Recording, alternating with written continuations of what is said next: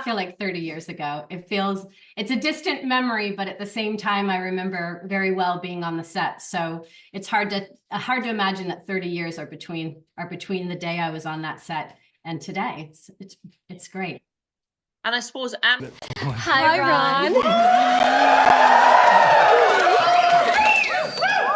The gratuitous use of girls in short skirts. Remember, one thing about Married with Children, what it was famous throughout the 80s and 90s was giving young female actresses a break, giving them a credit, giving them a shot in the industry, giving them that first opportunity. For everyone, from Mila Jovovich to Pamela Anderson to Denise Richards. Even Denise Richards got her first break on Married with Children. In terms of that, what was it like for you in terms of your experience? Because I imagine you were a young actress at the time, maybe in your late teens, early 20s. And how did the opportunity come about for you? Were you knocking at the door for 1 or 2 years before that opportunity came about for you? I think that I was starting around 1991. So it had been a couple of years. And to your point, James, there was a group of fabulous shows that were on TV. And any up and coming actress that had the dream of maybe having their own TV show or being discovered in Hollywood, it was like putting a check mark. Did this show. I remember Melrose Place, got that. Boom, I knew that was a huge one. Married with Children, boom, that was a huge one. Wings at the time. There were iconic shows now, but when you go back, they were really what we watched on Tuesdays and Thursday nights. Remember, it was like must-see TV. So there were certain nights of the week, certain shows that you wanted to get. And it just was confirmation that you were known in the industry. And it didn't matter if it was a big role or a small role, because there were only so many. So the women in Hollywood that were competing for these roles, it was like winning the lottery when you got a call and said, you just booked Married with Children. And the show you applied for in Married with Children, season 9, episode 9, had you thrown your hat in for previous roles, or was that happened to be the audition that you went for at the time? That was the audition at the time. The way that it works is you have producer sessions. So once you are well known on some of the circuits of the television shows, you no longer have to audition.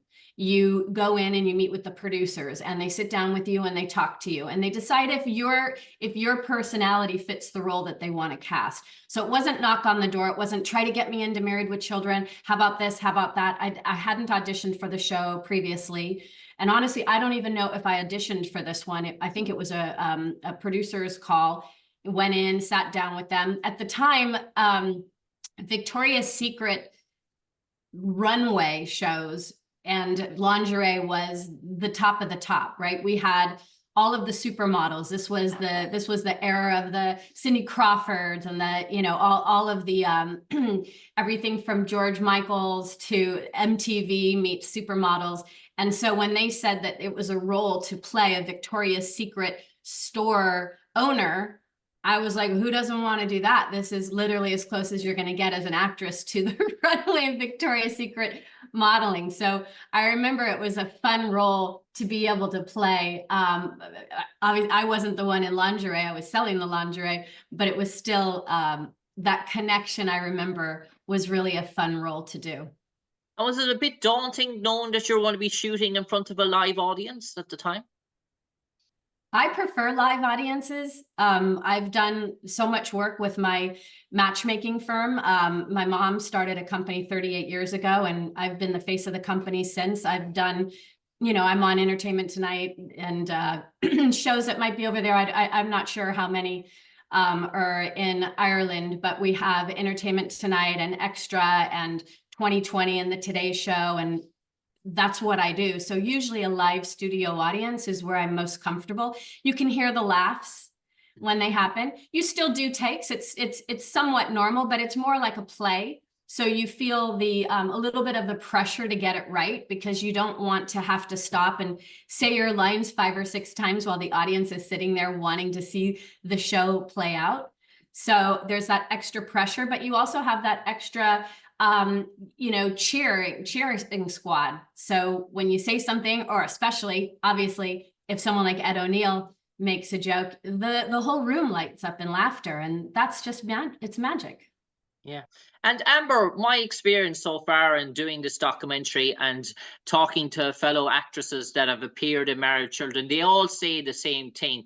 They couldn't get over the welcome they got, even if there were day players and there remain guest stars in the role. No matter the role, no matter the significance of the role, once you appeared on the set of Married with Children, the whole cast members, the regulars, even if they'd done 8 or 9 seasons, they treated you like royalty. There was all welcome hands, shaking out, going out of their way to make you feel at home, at ease. And the whole main cast was sort of down to earth with everyone that came in, which wasn't the norm really around the 80s and 90s when you had blockbuster TV shows with big icons. Sometimes they might be, look, oh, this is a guest star, they're only here for 3 or 4 days, or a day player, they might be gone again. But when Married with Children, they went out of the way to make everyone feel special, however long their stint might be on terms of the show. I think it's the same as in a business. Your culture starts at the top. And Ed O'Neill was the top of Married with Children. And he's a very kind, love, warming man. And when I walked onto the set, we had a table reading, and he made sure that I sat next to him, that I was comfortable, that I knew my lines. I remember when we had a break for lunch, David Faustino asked me if I wanted to go to lunch with him, and said that there was a kind of like a commissary down the way, and he knew I wasn't going to be familiar with where it was. I think we're at Sony Studios at the time, maybe Paramount, I think Sony. And he made sure that I knew where to go. And I remember sitting in the front seat of his car, and, you know, he was such a cool cat. He was like, you know, he was like the hot guy of the show, but at the same time, he was funny. So I think he wasn't sure if he was like a heartthrob or if he was, or not, but I know that he was eating every moment of it, and he was so great in the role. And so when we were driving in the car going to lunch, I just remember he was like, you know, I think I was a little bit older than him, so I was kind of looking at him as like a younger brother, and I thought, oh, he's like that cool kid, and he was driving stick shift, and he was trying to be cool, and he got the good parking spot. And I don't know, I just remember I was really taken by the cast, because their personalities that we were used to on the show, now I was seeing who they are behind the scenes. And there really wasn't that much of a difference. Ed O'Neill isn't as sarcastic and negative in person, but he's still the same guy. He's still, has that smirk and that smile and that twinkle in the eye. And it really does start at the top. And I think he was the culture of that show.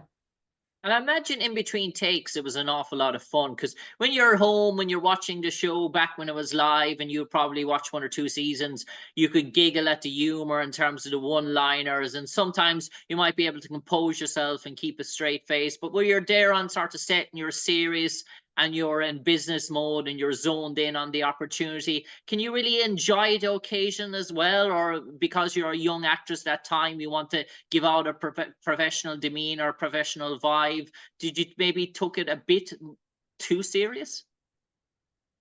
No, I don't think so. I was, I don't really remember what I did, or if I even did a good job. I was really focused on the awe factor of being on that set.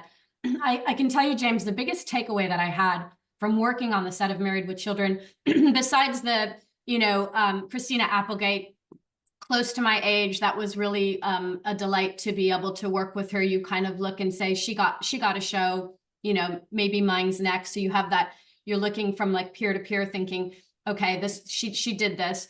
Katie Seagal was just, she was just fun, and didn't spend as much time with her. Ed O'Neill was very warm.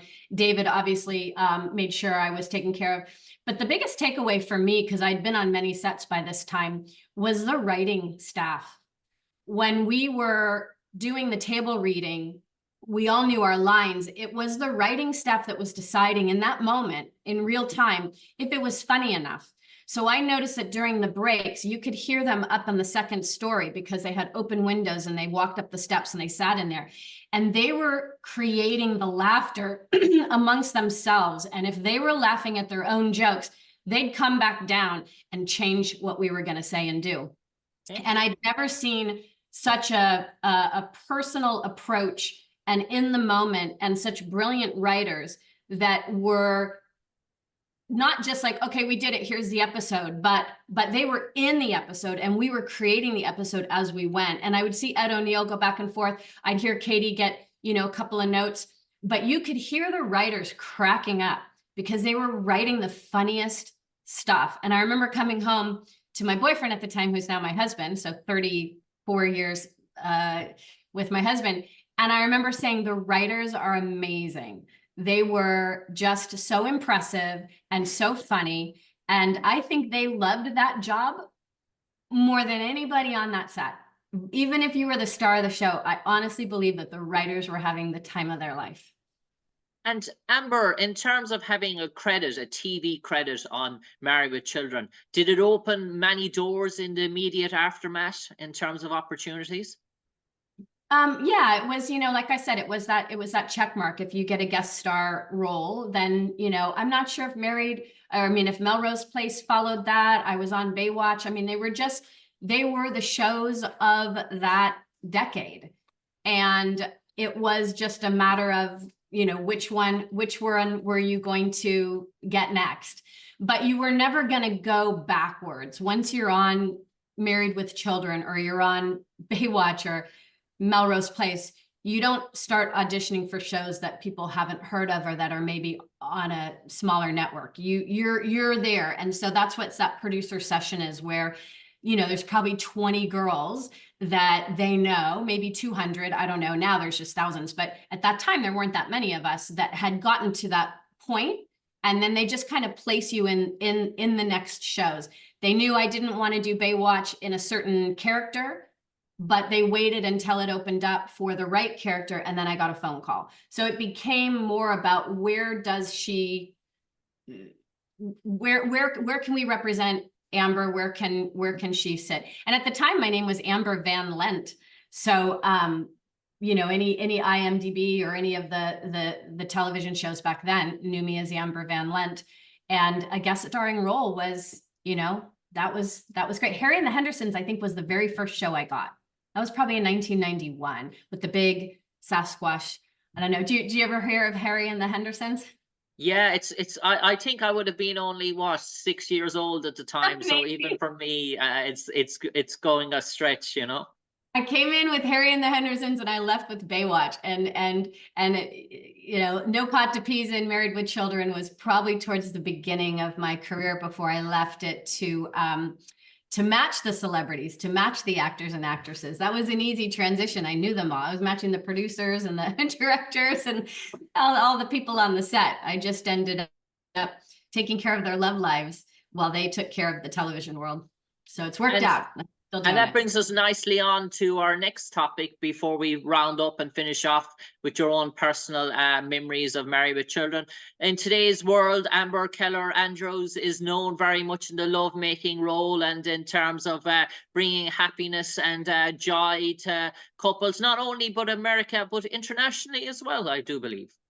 Yeah, I was in London at the London Stock Exchange receiving a global recognition. I've been on the covers of several magazines in Europe, and it's called Kelleher and Kelleher International. And my mother's Jill Kelleher. She founded the company while I was doing the acting.